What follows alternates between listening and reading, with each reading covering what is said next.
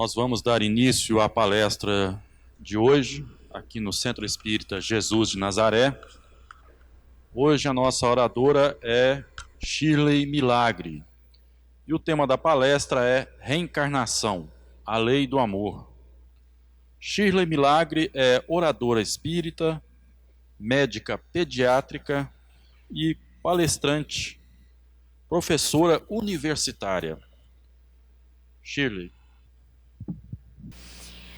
Tema de hoje, reencarnação, lei de amor. Bom, é interessante quando a gente pensa em reencarnação, a gente se pergunta assim, mas será que a ideia da reencarnação seria bom deixar a parte de trás ligada à luz, só apagar as da frente, porque senão todo mundo vai dormir. Pelo menos deixa a gente mais acordadinho, né? Obrigada, viu? Então, gente, a gente pensa na reencarnação, a gente pergunta assim, será que isso foi uma invenção do espiritismo, né? Reencarnação é algo que veio com a doutrina espírita, é uma palavra nova, é uma ideia nova, né? E quando a gente vai ler um pouquinho, vai estudar um pouquinho, você percebe que a ideia de reencarnação é um conceito milenar e ele estava presente aqui no planeta Terra antes da vinda do Cristo, né? Então, antes mesmo da vinda do Cristo, já o conceito da reencarnação, ele já existia entre povos aqui no planeta Terra. E um exemplo interessante, se a gente pensar no aspecto milenar, né? A gente vai lembrar aí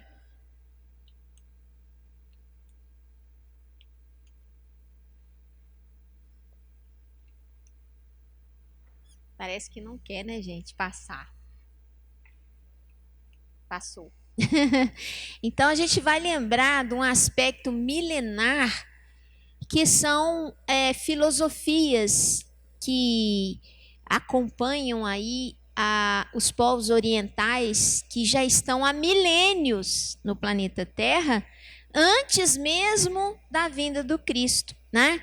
Então, a gente vai ver, por exemplo, que Buda, ele já trouxe o conceito de reencarnação, né?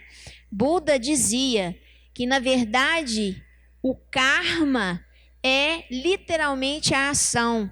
Existe uma relação entre essa ação e o seu resultado, que é chamado lei do karma, que a doutrina espírita coloca como lei de causa e efeito, né? Podemos entender a lei do karma do ponto de vista da responsabilidade das nossas ações como parte ativa, quando alguém faz algo que é errado, que está indo contra o equilíbrio, né? Vai causar dano a um outro ser. Então, nós vamos ver que antes que o Cristo viesse ao planeta Terra, já havia o conceito aí de reencarnação. Nós vamos ver também no hinduísmo. O hinduísmo é a religião professada na Índia, né? Uma população muito grande do planeta Terra. E lá existem correntes de filosofia, né, que dizem que há um consenso absoluto sobre existência de reencarnação e sobre karma, né? Então, só aqui, imagine a população do planeta Terra, a população oriental, vamos pensar aqui os budistas que existem no Japão, no Nepal, na China, né? Os hinduístas que existem na Índia e também aqueles que são taoístas, né? que compartilham as ideias de Confúcio, né? E aí a gente vai ver que lá no confucionismo, que também é uma filosofia dos povos orientais, eles têm o conceito de transmigração, né? A transmigração da consciência nada mais é do que reencarnação, tá certo? Então, esse conceito, ele é muito antigo. E se nós pegarmos os povos da Grécia antiga, os filósofos, né? Sócrates, Platão, Pitágoras, todos eles também mencionam a existência da reencarnação como mecanismo natural, como lei natural aqui para a humanidade. O confucionismo, ele diz, a mente desordenada é a semente, né, da transmigração. Então, dependendo da plantação do karma, a colheita é rumo de transmigração correspondente. Então, quem sente corresponde, quem tem a causa terá o efeito, e essa é a lei do tal. Homem algum é capaz de contrariá-la. Aqueles que desejam libertar-se do ciclo de transmigração devem se tornar o próprio tal. Então, o confucionismo ainda completa o pensamento dizendo que nós reencarnamos quantas vezes forem necessárias até que nós estejamos em completa sintonia com Deus. Essa completa sintonia é se tornar o próprio tal, né? O tal é como se fosse para nós o que nós chamamos de Deus, né? Então, reencarnação não nasceu com doutrina espírita, não. Não. É um conceito milenar.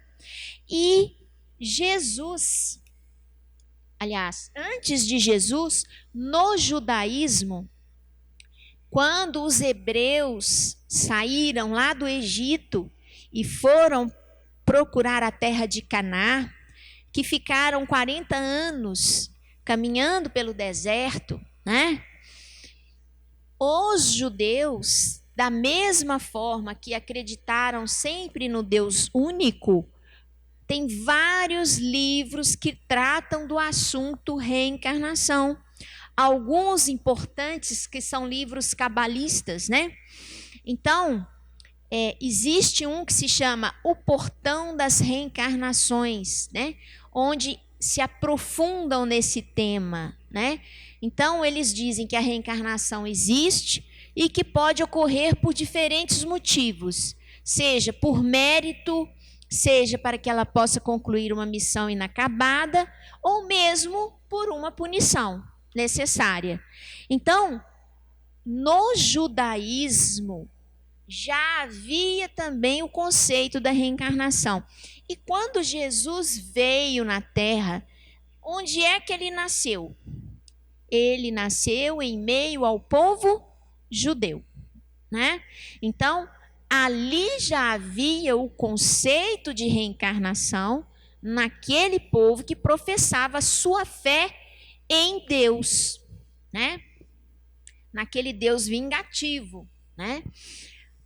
E aí a gente se pergunta, mas e o cristianismo? Por que o cristianismo não tem o conceito da reencarnação, né? Existem autores que, inclusive, estudaram isso, né? Dentro do cristianismo. Uma autora chamada Elisabeth Clare Prophet, né? Ela desenvolveu a tese de que o conceito de reencarnação está nos evangelhos, mas ele foi, aos poucos, sendo tirado do evangelho, né? Com vamos dizer, com um propósito. Havia um propósito nisso. E a gente vai ver que essa teoria reencarnacionista, ela foi citada por Jesus. Jesus nos ensinou, né?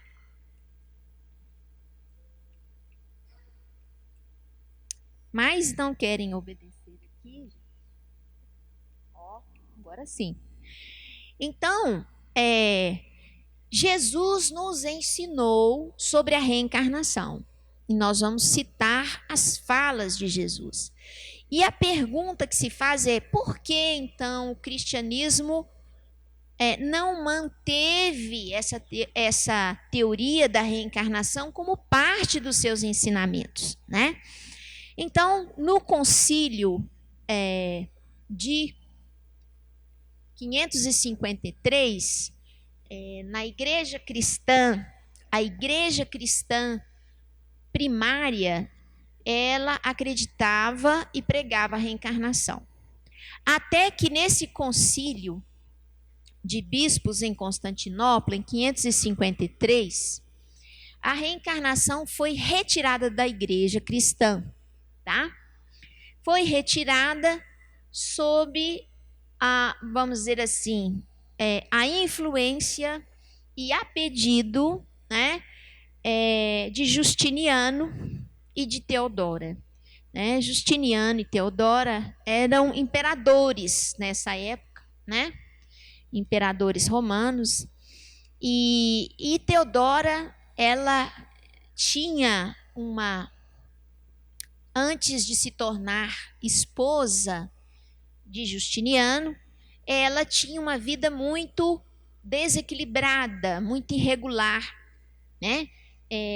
Cultivava a devassidão. Quando se tornou imperatriz, esposa de Justiniano, ela eliminou, né, da sua cidade todas aquelas mulheres que fizeram parte desta vida que ela teve antes de se tornar imperatriz. Ela eliminou-as, eliminou em vida, né, física. E falava-se que ela pagaria muito caro numa nova encarnação por tudo aquilo que ela tinha feito. Em virtude disso, foi solicitado por Justiniano, né, ao Papa que retirasse, né, na época da Igreja Cristã, a reencarnação como tema e como algo que fosse aceito. E foi condenado, né? Foi condenado e a partir daí, né, a Igreja passou a combater o conceito da reencarnação. Mas se a gente for voltar, né, lá naquela época, a gente pergunta, tem várias razões para se combater o conceito da reencarnação. Quando você combate esse conceito, a relação da criatura humana com Deus, ela fica numa posição diferente. Eu vou ter ali um Deus, na verdade, vingativo, punitivo. Como eu não tenho a reencarnação, eu tenho uma única chance de arrependimento, que é durante a vida, né? Durante o período que eu estou vivo. E se eu não me arrependo profundamente, não mudo de atitude, né, o único destino que eu tenho é o inferno, eterno. O que faz de Deus, né, um Deus muito rigoroso e, por sua vez, um pai muito cruel, que consegue condenar o seu filho a um sofrimento eterno, né? Além disso, a gente observa que a igreja cristã utilizou e lançou mão desse fato de você ter apenas esta vida para resolver as suas questões espirituais como forma de explorar, muitas vezes, a boa-fé, não é? E era através dessa crença que se vendiam as indulgências, a salvação, que se perseguiam determinadas pessoas que tinham uma influência política na igreja e que se desejava, né, eliminá-las, se utilizando muitas vezes dessa inquisição, né, como forma de punição daqueles que não estão de acordo com a fé. Então, a gente pergunta, até aí tudo bem, mas o que acontece com as crianças, né, que nascem e muitas vezes morrem sem fazer mal a ninguém, sem fazer bem a ninguém, sem fazer mal a ninguém? Simplesmente não tem o tempo para exercitar o seu livre-arbítrio. O que acontece com elas, né? São perguntas que muitas vezes não têm respostas. Se nós temos a reencarnação dentro do nosso conceito evolutivo, o que acontece? Tá difícil, né, gente? Hoje tá difícil. Se nós temos a reencarnação como fazendo parte de um mecanismo evolutivo, nós vamos compreender que estas almas que morreram num corpo ainda em construção, em tenra idade, e passaram pouco tempo no planeta Terra, elas realmente vieram para cumprir aquele tempo e vão retornar, certamente, em uma nova encarnação, para uma nova vivência, né? Então, elas têm um destino, elas têm um objetivo a cumprir, né? Muda esse conceito, né? Outra coisa importante, com a reencarnação, nós temos plenas condições de combater todos os preconceitos. Sem a reencarnação, nós mantemos esses preconceitos, né? Porque nós colocamos que aquelas criaturas que estão em condições melhores, um corpo físico perfeito, ou uma vida social repleta de atividades, ou muitos recursos financeiros, nós começamos a refletir que essas criaturas, na verdade, são agraciadas, são privilegiadas, e muitas vezes privilegiadas por Deus, porque elas têm algo diferente, porque elas são melhores, porque elas têm mais fé. Quem tem mais fé tem mais graça.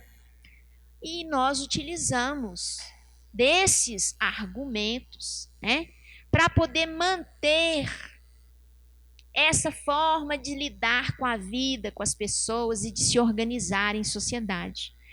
Já com a reencarnação, nós entendemos que se hoje eu estou num corpo físico deficiente, foi por uma necessidade, e que em uma nova vida eu posso estar numa condição melhor do que hoje. Se hoje eu estou na condição miserável, sem recursos, eu tenho certeza que é uma prova difícil, mas que se eu conseguir me conduzir bem nesta prova e sair desse mundo melhor do que quando cheguei, eu certamente terei uma vida diferente e melhor na próxima etapa reencarnatória.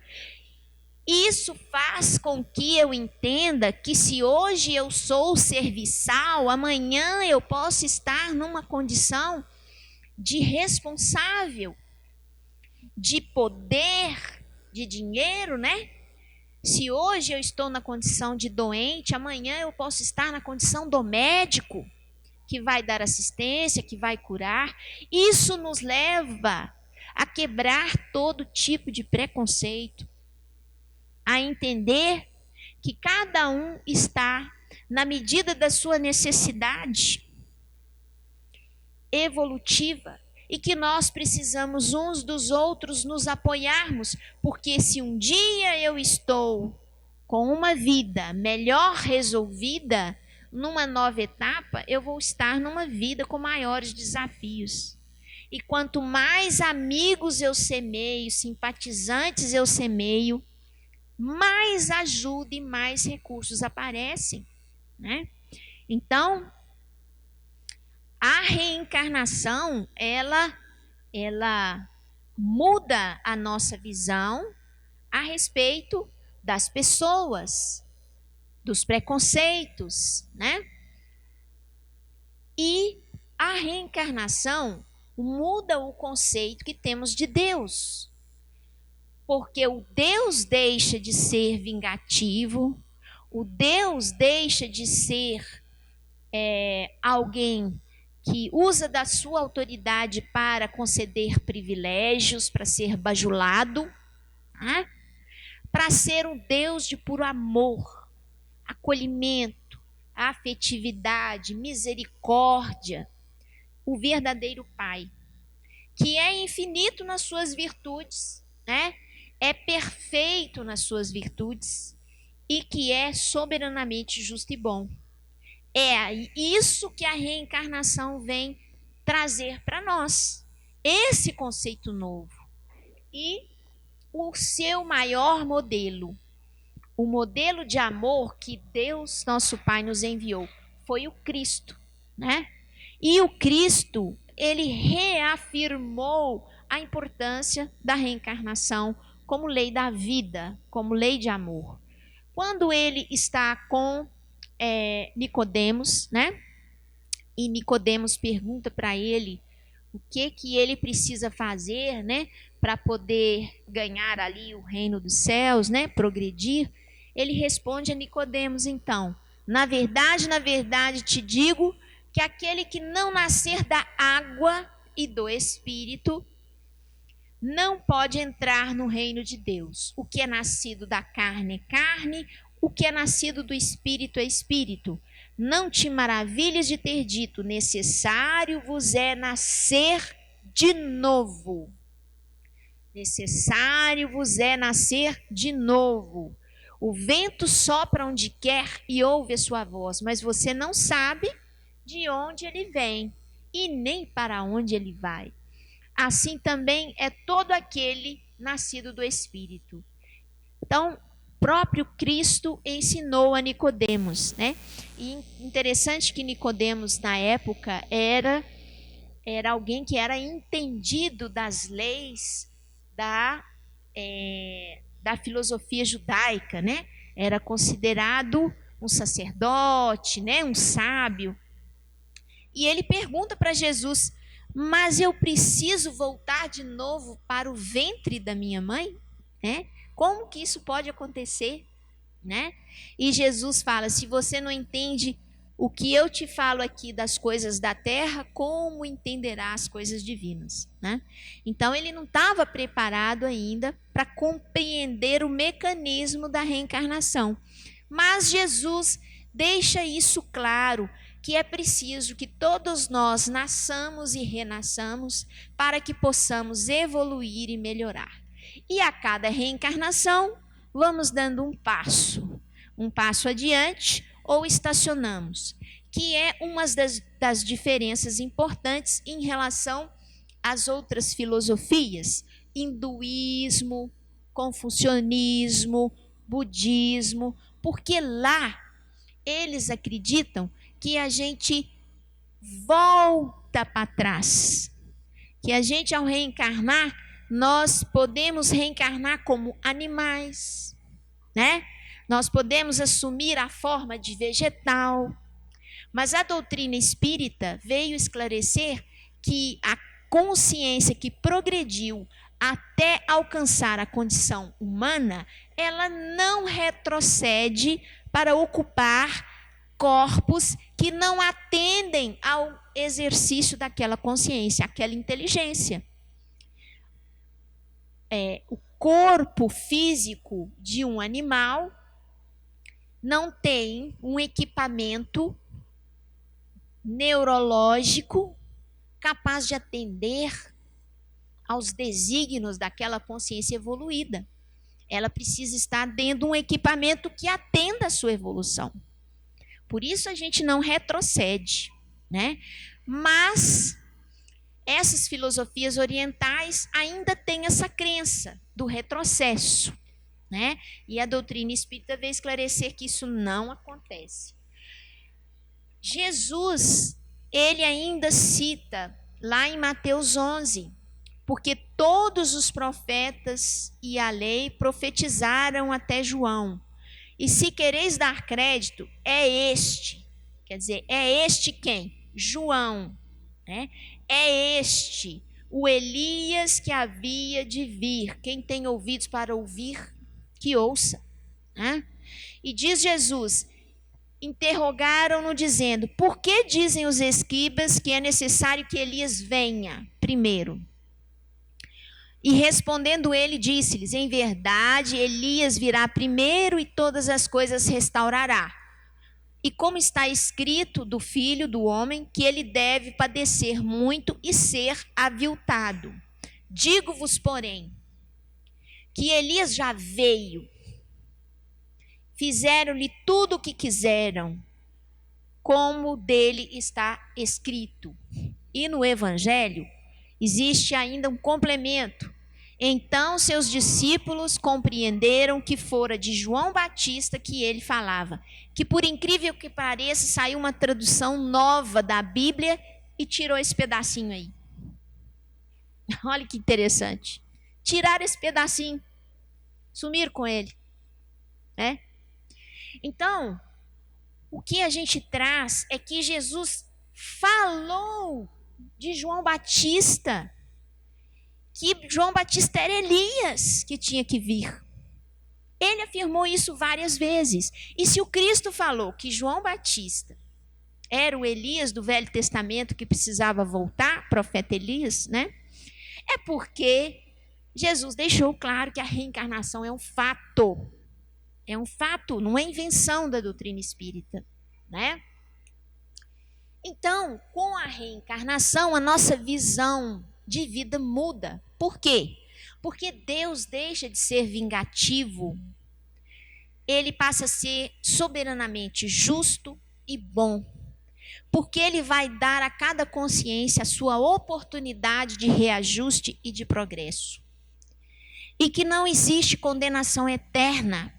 O que existe é a criatura estacionar e não aceitar progredir. Ela tem o livre-arbítrio e a escolha de ficar no mesmo lugar. Mas vai receber sempre os incentivos de dar um passo adiante.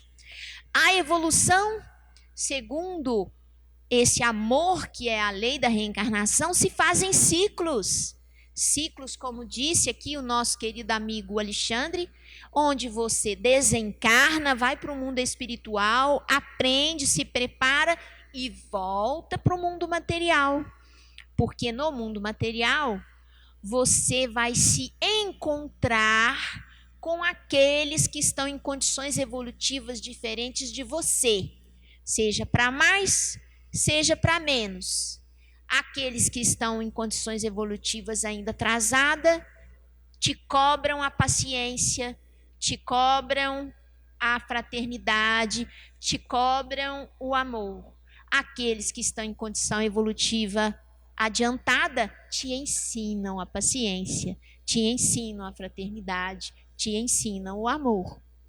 Então, no mundo espiritual, nós estamos segregados pela nossa condição vibratória. No mundo espiritual, não há possibilidade daquele que está numa condição evolutiva melhor estar convivendo com aquele que está numa condição evolutiva ainda precária. São mundos vibratórios que não conseguem estar no mesmo espaço, são espaços diferentes. Não é possível o rádio, né, a antena 1 ser ouvida junto com a alvorada. Não tem como. São frequências diferentes. Mas aqui no planeta Terra, eu consigo ter alvorada, antena 1, né, AM, tudo junto tocando ao mesmo tempo. Tudo junto. Né? Ou seja, eu tenho todas as consciências juntas em condições evolutivas diferentes. E a nossa parentela, a nossa família, é uma família que se amplia, como disse o próprio Alexandre. Nós deixamos de ter apenas um pai, apenas uma mãe, apenas 3 irmãos.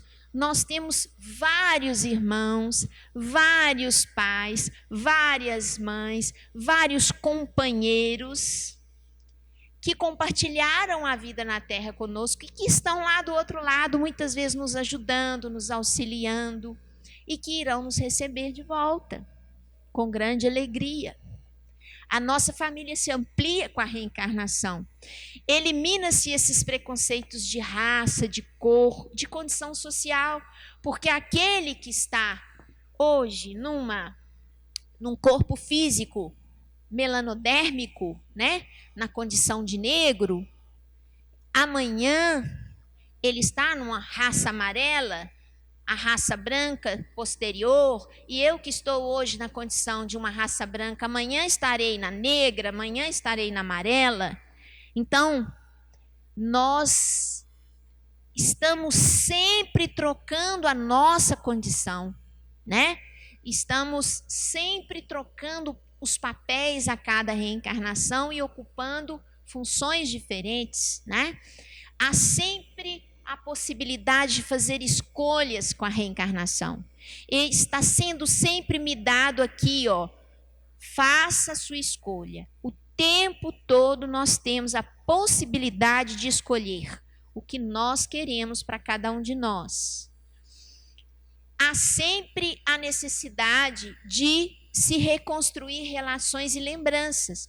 Com a reencarnação, dentro do nosso seio familiar, principalmente, como foi citado aqui no estudo anterior, nós temos a oportunidade de resgatar os nossos vínculos e transformar aqueles nós apertados de dor e sofrimento em laços de amizade.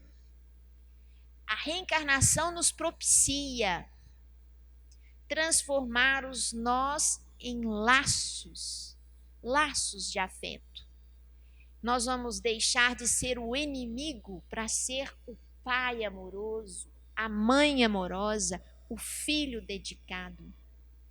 E assim nós vamos lavando toda aquela carga de emoção desequilibrante, doentia, que habitava a nossa alma, através dos laços construídos pela parentela corporal. Então, há sempre a compreensão e a resiliência com os sofrimentos mais intensos.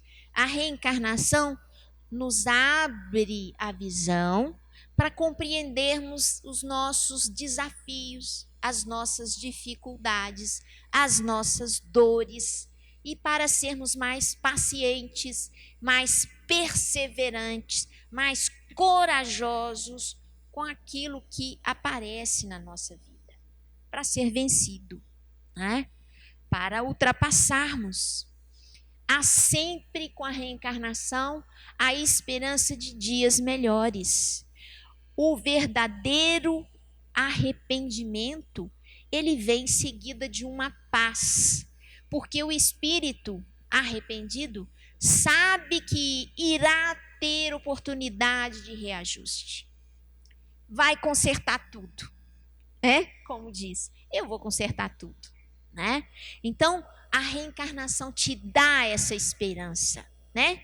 Diferente do fogo eterno, não é mesmo? Do inferno eterno. E aí, a ciência, ela vem abrindo um pouco o leque dos estudos sobre reencarnação. Vem ficando curiosa e querendo entender um pouco mais sobre isso. E a gente tem alguns pesquisadores atuando nessa área aqui em Minas Gerais, em Juiz de Fora. Nós temos na Universidade Federal um grupo de pesquisas em espiritualidade. E esse grupo de pesquisas em espiritualidade está fazendo uma pesquisa na área da reencarnação com pessoas, crianças, que trouxeram lembranças muito fortes da sua última reencarnação, que não teve o esquecimento total, né? Estão estudando. Mas esse pesquisador, chamado Ian Stevenson, é um canadense, mas que dava aula, era nos Estados Unidos, na Universidade dos Estados Unidos. Ele já é falecido, né? Já está no mundo espiritual, e ele dedicou 40 anos da sua vida só para estudar o fenômeno da reencarnação. E o que ele fazia? Quando tinha uma criança que contava uma história, que já viveu não sei aonde, não sei com quem, que fulano de tal era o pai, fulano de tal era a mãe, e etc, etc, ele ia imediatamente para entrevistar essa criança, colher todos os dados, e depois ele ia checar todas as informações que foram dadas. E ele checava tudo. E foram várias e várias oportunidades que ele teve nesses 40 anos de trabalho. E isso fez com que ele escrevesse alguns livros, né? Então, sobre as lembranças de outras vidas, né?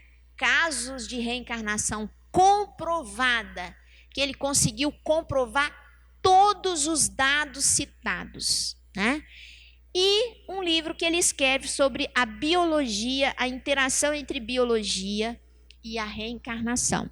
Então a gente vê que a ciência também vai devagarinho avançando.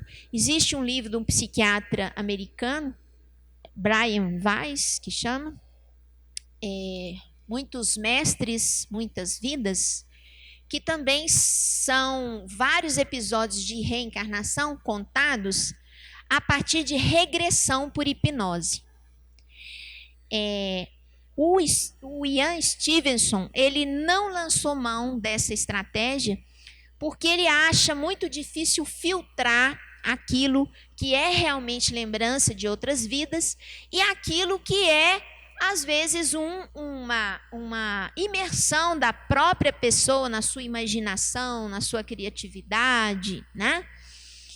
E ele achou muito difícil separar isso. Então, ele não trabalhou com regressão por hipnose, né? Ele trabalhou com dados reais, né? Ele pegou dados de crianças que contavam nome, lugar, endereço, quem é, o que fazia, né?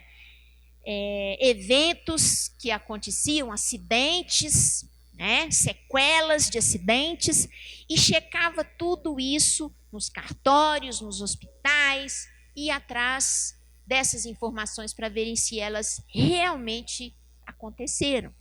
E ele conseguiu checar vários casos, alguns ele escreveu o livro, né? Então, a gente tem agora, com a doutrina espírita, né, há um esclarecimento da importância da lei de causa e efeito e da importância da reencarnação como mecanismo evolutivo. Então, reencarnação não é invenção de doutrina espírita. Reencarnação é lei da vida, é manifestação da misericórdia divina, é mecanismo de amor, é lei de amor em ação. A reencarnação, ela tem uma proposta. A proposta da reencarnação é evolução, né? Aí algumas pessoas argumentam muito bem, né? E dizem assim, mas se nós estamos voltando aqui de novo, por que nós não lembramos do passado? Né? Se nós estamos aqui, não seria muito melhor se a gente lembrasse para não cometer os mesmos erros? É um argumento bom, né? É um argumento assim que tem lógica, né? Entretanto, quando nós consideramos os sentimentos, né, e não a racionalidade, a gente vai perceber que o esquecimento do passado é fundamental para a construção de novos laços. Porque eu começo do zero e eu reconstruo um laço novo. E seria muito difícil você reconstruir se você olhasse para o seu filho ou o filho olhasse para o seu pai e visse aquele inimigo do passado que fez aquela coisa que te deixou profundamente magoado. Então, seria muito mais dolorido você conviver no meio familiar com aqueles espíritos que você tem que refazer laços. E aí o esquecimento do passado é fundamental. Mas a gente consegue ter algumas pistas daquilo que nós fomos no passado, pelas nossas tendências, pelo nosso caráter, né? Isso em psicologia se chama pelo nosso temperamento, né? Então, pelo nosso temperamento, a gente consegue abstrair daí como é que foi a nossa relação com o mundo, né? Em vidas passadas. A doutrina espírita esclarece a lei de causa e efeito, né?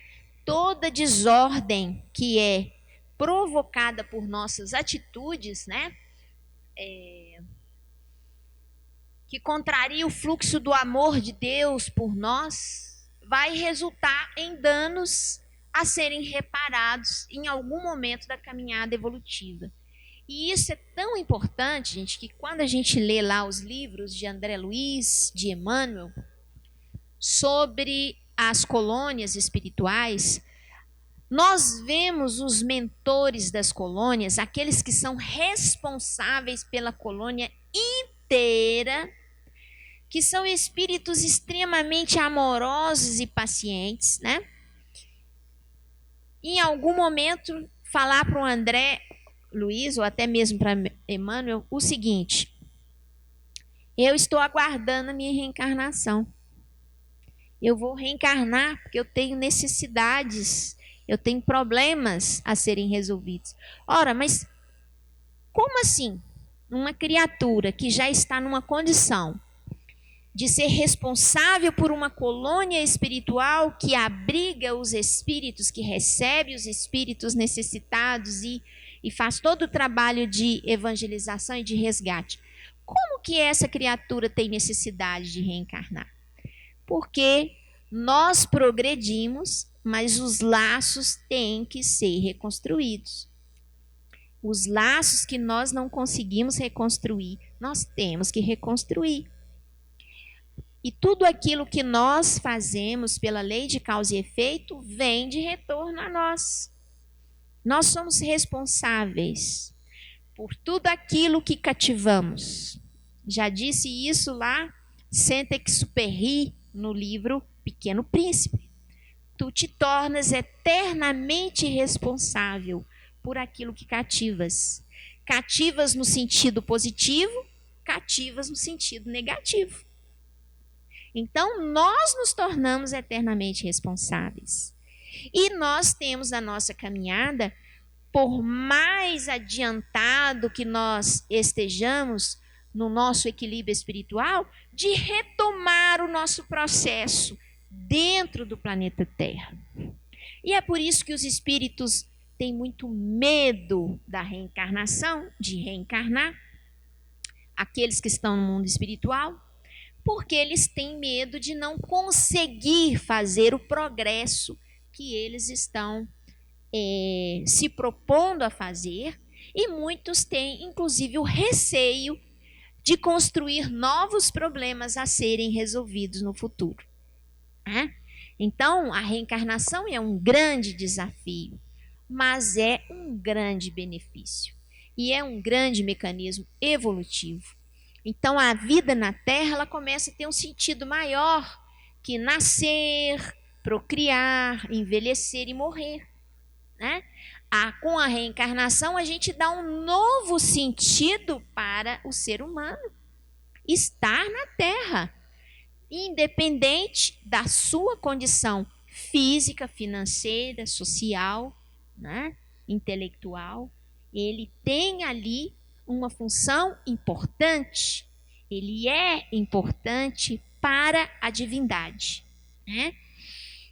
A reencarnação ela é a expressão maior da misericórdia e do amor divino por cada elemento da criação. Esses elementos eles se unem no propósito único de levar a consciência à sua perfeita sintonia com Deus, que é o que o confucionismo fala, né, que nós temos que nos tornar tal, né? Nós temos que nos tornar a expressão divina. E como isso é importante, a reencarnação, ela valoriza o ser humano na Terra em todas as suas posições e condições em que ele se encontra. E valoriza toda vida. Por quê? Porque toda a vida, toda a expressão de vida na Terra, guarda ali a semente da consciência. Toda expressão de vida tem a crisálida da consciência, né? Então, desde a vida mais primitiva até a vida mais evoluída, considerada a vida humana, do ponto de vista da inteligência, tem uma função na natureza, uma função de fraternidade, de solidariedade e de amparo à evolução de cada um, né? Vocês vejam que os animais, eles se dedicam, eles se doam, vamos dizer assim, né, para que sejam sacrificados e sirvam de alimento, não é? Olha a função dos animais, né?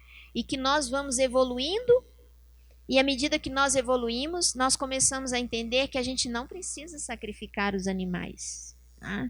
Começamos a entender que nós devemos buscar fontes novas de nutrientes, e a ciência vai progredindo e vai nos ajudando a encontrar essas fontes, né? Para termos vida saudável sem precisar de sacrificar os animais, né? À medida que nós vamos evoluindo, nós vamos ganhando esse campo. Daqui a pouco, nós teremos a condição de não precisar sacrificar mais os animais, né? Nós vamos chegar lá. Isso é lei da vida, né? Então, a reencarnação, ela traz para nós esse direcionamento dentro da doutrina espírita, né? Colocando de diferente que nós nunca retrocedemos, que o espírito, uma vez habitando um corpo com um sistema neurofisiológico humano, não há como ele atuar sobre um corpo que tenha um sistema neurofisiológico que não possibilite ele a expressão da sua consciência, daquilo que ele é, dos seus desejos, das suas vontades e da sua capacidade e habilidades, né? Então, isso a doutrina espírita esclarece e traz para a gente que a reencarnação é uma das bases dos 12 princípios fundamentais da doutrina espírita. E para estudá-la, a gente sugere, né, o Livro dos Espíritos, o Evangelho segundo o Espiritismo e algumas obras subsidiárias que tratam muito dessa questão da reencarnação, inclusive do aspecto físico, espiritual, né? Quem tiver a curiosidade pode ver lá nos livros de André Luiz, né? A reencarnação de Segismundo, né? E lá vocês vão ver como que se dá a reencarnação do ponto de vista biológico e espiritual. O mecanismo, né? Que é muito interessante, né? Quem tiver oportunidade de buscar nas obras de André Luiz, né? Vai estar lá para poder esclarecer um pouco mais. Eu agradeço a todos, né? O carinho e a atenção no dia de hoje, e pedindo a Deus que nos abençoe e que a gente possa levar esse conceito da reencarnação de uma maneira tranquila para aqueles que nos perguntem, nos abordem sobre isso. Então, um abraço a todos.